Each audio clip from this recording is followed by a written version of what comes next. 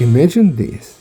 It's the late 80s or early 90s. You're 6 or 7 years old and it's a beautiful fall day. You've been playing outside with your friends all day long or hanging out at the arcade, playing some kind of cool beat 'em up like Final Fight or whatever cartoony games you were into back then. The days are getting shorter and you hurry home to eat dinner and play on your newly acquired Atari 2600 or Commodore 64. You come home and your mom happily greets you saying that your uncle was over and he brought you a bunch of new Atari and Commodore games. And sure enough, the games are right there on your desk in your room waiting to be played. And this right here is the story of my childhood and the strange and weird games I played and experienced on the Atari 2600 and the Commodore 64. From the endless mazes in Berserk to the strange and weird music and sounds the Commodore 64 made, these games were unlike anything I'd play at the arcades. These games were fascinating to me, but at the same time they scared me, and some even terrified me. And in spite of it all, I'd still play them. One of the most strange games was Yars Attack. Yeah, that's right, Yars Attack, because mine was a bootleg copy that isn't even dumped yet, and I still have it. It's still in mint condition, just like when I was a kid. This is Yars Revenge, one of the most prolific games on the Atari 2600. Now, in my case, I called it Yars Attack. What really stood out about this game for me was not only the visual style and the strange and weird jumbled mess in the middle of the screen that represents the safe zone, but also the sounds and the overall aesthetic of the game. Now, this game did not feel like some epic science fiction space battle to me, but rather, even as a kid, I felt that this was a more isolated incident. It was almost like some secret alien war that was going on somewhere far away in space. I was especially fascinated by the effect you get when you hit the enemy with the projectile you summon, and I didn't even know that that was actually the visual representation of the game's code at the time. Of course I didn't. I was just a 6-year-old who did not have a game manual or knew what the actual story behind the game was. I had to make up my own stories in my head, and I had to figure out the gameplay myself. And I think that was part of what made these games so mysterious. And the game fascinated me. I wouldn't say it terrified me, but it fascinated me, and it did scare me a little. X-Mission, or UFO Patrol as it was called on my cartridge, was another game that I found rather fascinating, a little scary, and very mysterious. Sure, the game has plenty of different colors and all that, but the repeating sound, the way everything looked and felt, it truly felt like something out of this world. And I always found the second level very mysterious. Why is there a pitch black portion of the screen in the middle? What happened there? Why can't I see my spaceship out there in space? What is hiding it? I was always asking myself these questions and would come up with all sorts of creative answers. So, while not terrifying, while not overly scary, this game was definitely a little eerie for me, and it was one of my favorite Atari 2600 titles.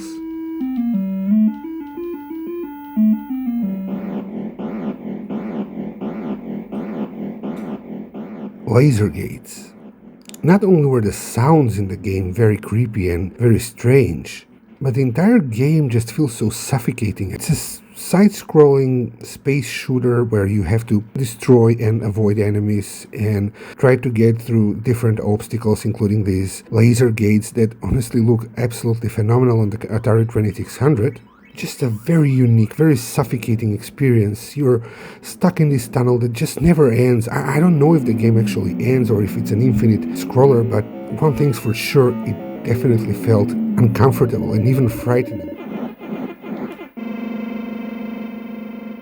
Another Atari 2600 game that fascinated me, and it actually even scared me because of the sounds it makes, was the game that was called for me Black Hole. So Black Hole is actually Cosmic Art, but my copy, my version, my bootleg version sold here in Macedonia was Black Hole. And just the name alone made the game mysterious, let alone the fact that you play as this huge giant spaceship defending yourself from asteroids that are coming every which way, and you end up on weird, desolate planets just collecting some life forms or what have you. And the sounds and noises this game had, they felt so distant, so cold somehow. I was entranced by this game, yet I found it very unnerving to actually play. Atari2600 games were definitely weird, sometimes scary even, but they were not as terrifying as some of the Commodore 64 stuff I would play as a kid. The first Commodore 64 game I'm about to show you is not a game that I particularly found frightening or terrifying as a kid, but it definitely did scare me a little bit. It's an open-world platformer known as Jack the Nipper 2. Now, when I was a kid, I was told by my uncle that the game is called Jack the Ripper, and I assumed that you play as Jack the Ripper, the criminal, the murderer, and you're trying to get away from whoever is after you through this dangerous and weird dark jungle. So that made the game very mysterious to me. In reality, the story behind this game is actually very funny. You are a mischievous baby who jumped out of his plane, and your father is trying to track you down in the jungle and bring you home. The only way to beat the game is to cause as much mayhem as possible, and you do this by collecting different items and using them at the right spots in the game, which increases your naughty meter, and that way you can actually beat the game. Now, I didn't understand this as a kid, and to this day I don't properly understand where and how to use each item. However, I could still get to the very end of the game, and I just couldn't finish the adventure, but the game is so big and so varied that I just found joy in exploring the jungle, the ruins in the underground area, and so forth. One of the most fascinating things about this game, other than the incredible jungle music that plays in the background, were the transitions between the different areas or biomes in the jungle where you would go through this short period of darkness before entering a new zone. The game definitely did scare me a little bit. For example, often in the background in the jungle areas, you would see these eyes glaring at you from the deep darkness of the jungle, and while not terrifying, definitely made me feel a little uneasy while at the same time being exceptionally fascinating. This is Terramex. Now, this is an action-adventure game that I remember when I got it, my uncle recommended it as a very good game, that I had to figure out how to use each item I find, and yeah, sure enough, unlike Jack the Nipper, this was not as hard to figure out. However, even though this is a cartoony game with fairly beautiful visuals for the Commodore 64 at the time, the music in the background, and just the strange environments and use of items made me feel like I was playing some sort of nightmare or some sort of confusing dream. I didn't understand why I'd find myself up in the clouds at one point exploring ruins, or why going down a simple well would unravel an entire underground area which I was supposed to explore and figure things out there, like how to use my items, how to not get eaten by snakes, and so forth. All while this music kept pounding in the background and making me feel very weird. It was definitely a game that terrified me, that frightened me, yet I found it fascinating enough to keep coming back to it and slowly figure things out as I went. But things only get worse from here.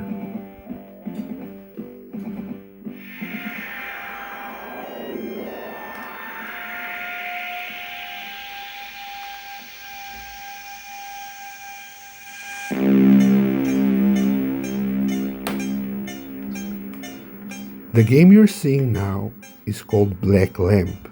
This is one of the most terrifying experiences I would have on the Commodore 64 as a kid. Now, randomly generated games are nothing new these days. They're very common in the indie space. However, back then, as a 6-year-old, I couldn't quite understand why the game I was playing was different every time I'd boot it up. Not only that, but this game had the most eerie, most frightening soundtrack on the Commodore 64 out of all the games that I owned back then.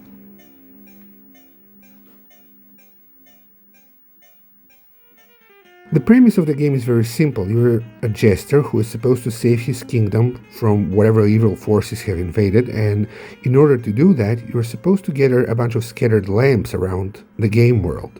Once you find these lamps, you're to bring them back to these colorful shelves that appear throughout the game, and the game will place them automatically in the right spot for you. The way this game looks and sounds is incredible, but it's actually one of the worst video games on the Commodore 64 because of how poorly it was programmed. There's no way to avoid or defend from the enemy shots, so you're constantly being attacked. Enemies constantly respawn, and they just keep coming on, and there's very little room for you to navigate without losing energy and lives. So of course I mitigated that as a kid by using a trainer, much like I do now. However, trainer or not, the fear of death isn't what made this game scary.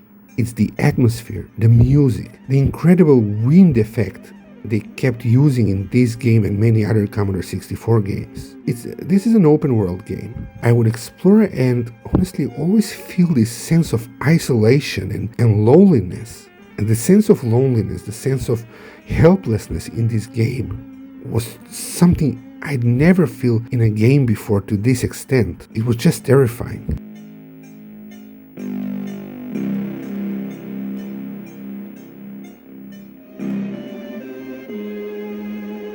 Stormlord. This game absolutely terrified me on so many levels.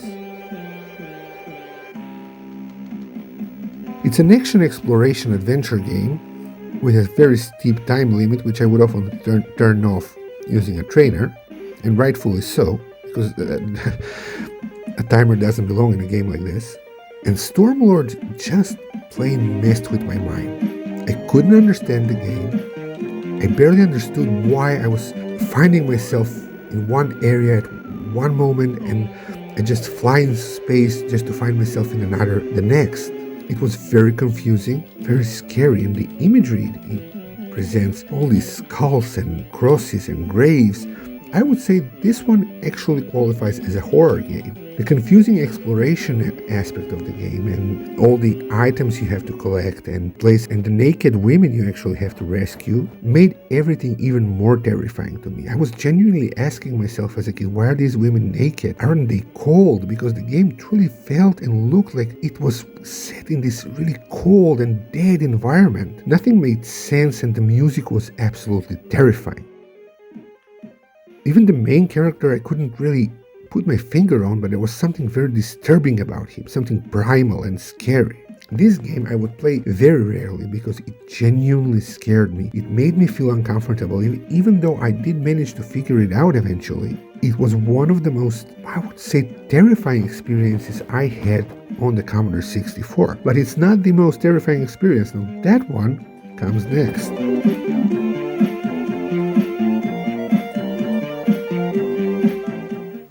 And finally, we're at the game that made me think I destroyed the world. No, I'm not kidding about this one. You see, Commodore 64 tapes, the one we had here, were chock full of bootleg games on them, and many of these games were actually rips. So whenever you'd load a game, sometimes it wouldn't even show the title, it would just jump right into the game. And that's what happened with the game now I know is called Captain Blood. It's an Elite-like game where you explore space and communicate and talk to aliens and all that stuff. It's actually a very good game. Not my type of game, but it's a very impressive game. You explore planets and interact with all sorts of life forms, you trade and whatnot. I don't know, I don't play this kind of stuff. Anyway, Captain Blood just popped up one day when I was exploring some tapes, and I didn't know what it was. There was no title, there was no music, the game is silent for the most part. And all you do is control this spaceship or whatever. You're in front of the control panel or dashboard, and you use a skeletal arm to control it. To me, that alone did not sit well. Like, what is this? Is this a game? Is this an educational program? Because, a few days back I had found a drawing program, so this definitely didn't look like a game to me. Or I understood that I could explore space, and I did so. I understood that I could send probes to some planets. I learned how to control them, how to adjust my speed, all that. But then something very weird happened.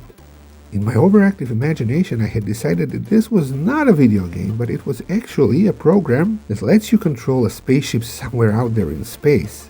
And it was copied to this tape by accident. I wasn't supposed to have this. So in my exploration of space, I found an Earth-like planet. And while trying to figure things out, I clicked somewhere and the planet blew up. Boy, oh boy, was I scared. I thought I had given this spaceship the command to blow up the Earth. And I genuinely felt terrified. And I explained to myself that, hey, maybe it wasn't the Earth that I blew up, but maybe some other planet in space. What if there were aliens on that planet? What if I killed everybody? This game absolutely terrified me. I was so scared of this because I didn't understand what it was. I found it once, I played it once, I never loaded it up again because I didn't even know what it was called. I didn't know which tape I had found it on. And it just remained as this mystery game that I would decades later figure out what it actually was. And it was one of the most memorable one-time experiences I had on my Commodore 64.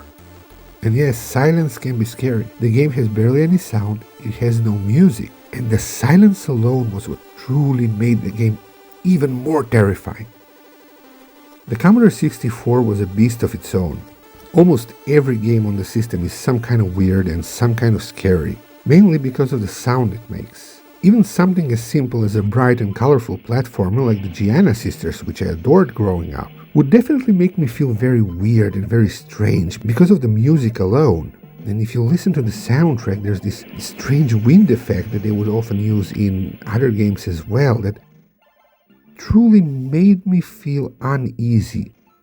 I found the game strangely fascinating and even scary. Another game that I was absolutely incredibly fascinated with on the Commodore 64 was Hard and Heavy, a spiritual successor to Gianna Sisters. This is one of the most fascinating and eerie, although I wouldn't say terrifying games on the Commodore 64 for me. And after I'd played for a while, I would feel like I was actually somewhere out there in alien worlds, in alien spaceships, or some weird alien constructs. And that feeling was sometimes it was fascinating, and sometimes it was very uncomfortable, and it would actually give me anxiety. So the Commodore 64 is probably the only console that my family, my mom, would sometimes take away, or we'd pack it up, because I would have so much anxiety over these games, and I would have to take breaks for a week or two from Commodore 64 because the game just made me feel weird, and they scared me. Even though they may not look scary to you, they were definitely very strange to me. So of course these games aren't horror or terrifying games, but they definitely have a very unique and special atmosphere to them. And I understand that if you find this funny, because it definitely is funny, but I was a weird kid. I was an overly imaginative kid, and something like the Commodore 64 truly sparked my imagination on levels I can't even begin to explain. These games were strange, they were weird, they were scary, and sometimes downright terrifying. And I wouldn't have it any other way.